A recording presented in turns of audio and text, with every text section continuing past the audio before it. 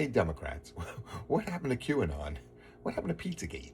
Where do these things go? How come these like crazy notions come and everyone freaks out and then the notion goes away and you forget about it? It was like, oh, does that cost us the election? I didn't even remember that.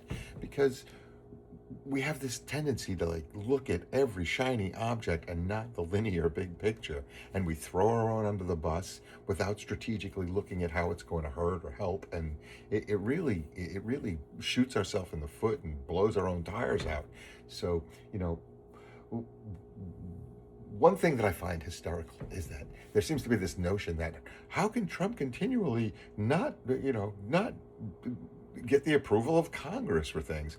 And I'm like, in the last number of presidencies, both sides, particularly Obama, and I was asking him to do it actually, was to use executive orders. Because once you have Congresses that are there to just completely cockblock and do nothing except this partisan gridlock nonsense, then once in a while you're going to use the executive order to get around it. That's sort of what this envelope's been pushed and pushed and pushed until Trump, in Trump's second term, he had no consideration to deal with Congress at all unless he absolutely had to.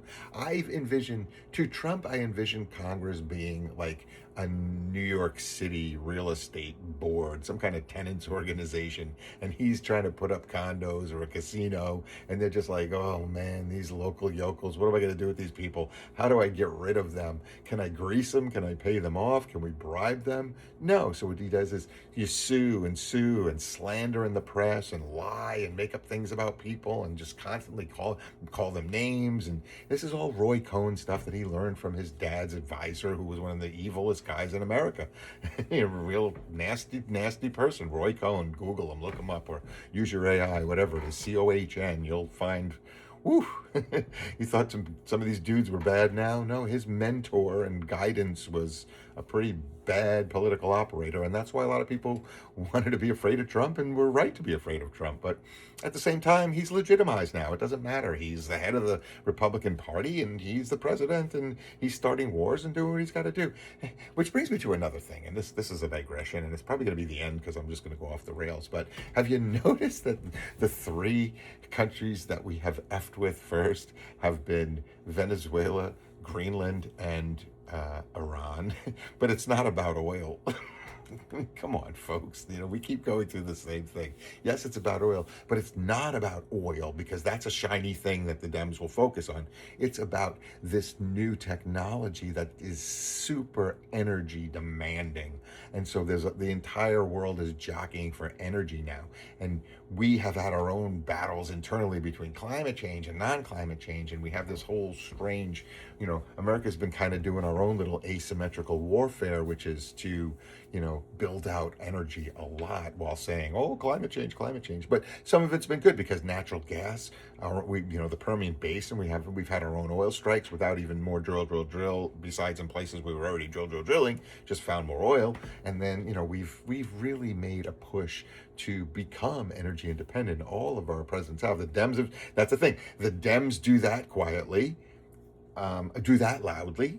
Dems do that quietly. Republicans do that very loudly. Immigration, deporting people, Dems do it quietly. Repubs do it loudly. But they both do it because it has to be done. So it's just how you do it politically to satisfy your base or your constituents. So yeah, it's definitely about energy. And there's this whole carving up right now between the two superpowers, us and China. I mean, we're in a war. But it's a different kind of war. We went from World War II to the Cold War over communism stuff, and now we're in a war over resources, basically. Everybody's needing oil and energy, natural gas, rare earth minerals, metals. And so we have been hoarding like oil and natural gas.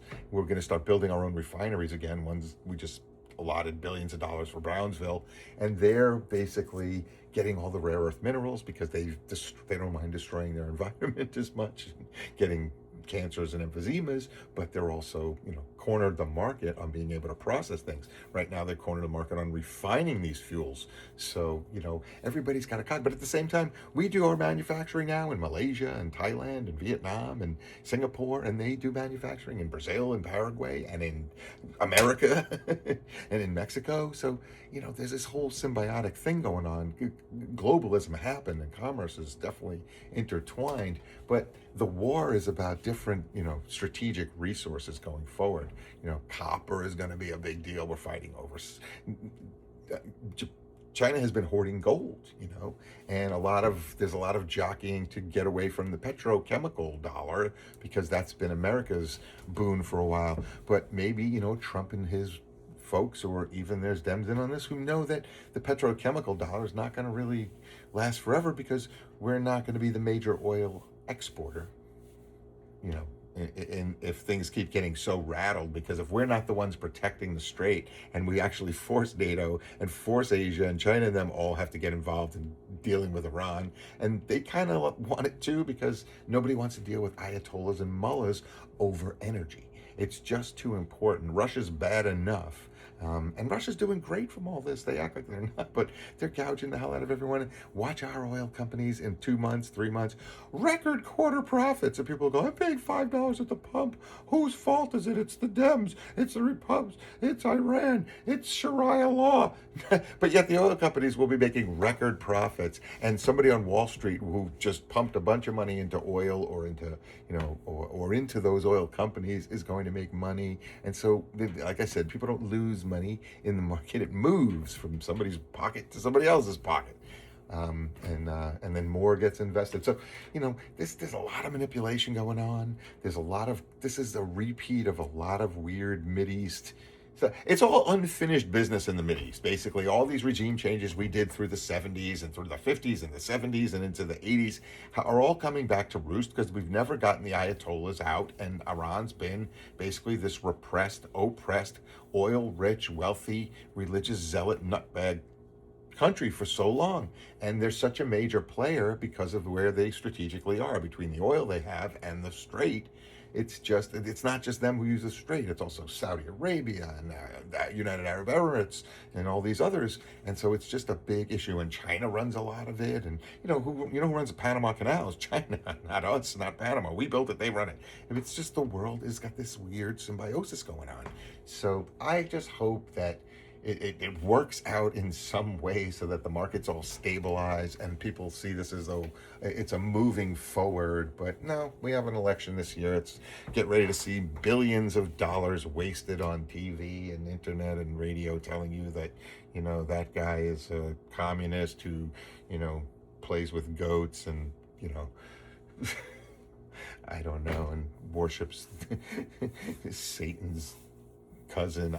It's just the stuff that's going to come out. You're going to see these ads about immigration, that it's just going to be black and red graphics with like, rapists in your community, Joe, let them in. We're going to let them out. It's like, what? What? And then they're going to play that commercial 7,000 times a day during soap operas all afternoon, and every old person is going to go, oh my God, they're coming, they're eating the dogs. So what happens when you put billions and billions of dollars into advertising for something? You get a lot of people involved, and that's why politics are the biggest fetish sport on the planet now. It's bigger than the Super Bowl. The problem is, the Super Bowl has, the NFL has a whole bunch of teams. This league has 2 teams. They both kind of suck. So, I mean, like, really, we need some more teams. We need new competition. We don't, both parties need rebuilds, and we need expansion teams. Give somebody a franchise. I don't know who. Give it to Hawaii. That's a nice place to be. Oh no, they're flooding. Don't do that. I don't know. Put our capital offshore someplace. I'm getting really, really crazy now. It's 4 a.m. I got to go back to bed because I have an appointment at 8. I don't know why I'm up. Just to rant and rave like this because I think of these things. Anyway, love you all. Peace out. Have a great day. No one told you they love you today. I do.